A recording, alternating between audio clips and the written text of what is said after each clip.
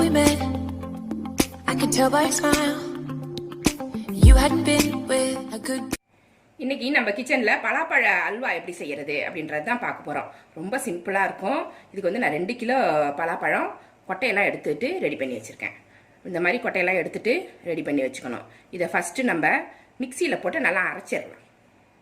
அரைச்சி பேஸ்ட்டாக கொண்டு வந்துடணும். 1-2 திப்பியாக நடுவில் இருந்துச்சுன்னா பரவாயில்ல. அதனால் ரொம்ப அப்படியே அரைச்சிட்டே இருக்கணும்னு இல்லை. 1-2 அப்படி கிடக்க தான் செய்யும். அதனால் ஒரு பிரச்சனையும் வராது.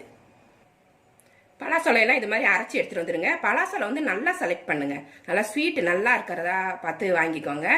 தண்ணியாக இருக்கும். சில பலாசொலை வந்து ஸ்வீட் இல்லாமல் இருக்கும். டேஸ்ட் சரியில்லைன்னா அதை யூஸ் பண்ணாதீங்க. அல்வாவே அப்புறம் நம்மளுக்கு கிண்டி வேஸ்ட்டாக போயிடும். நல்ல பலாசொலையாக ஸ்வீட்டாக பார்த்து எடுத்துக்கோங்க.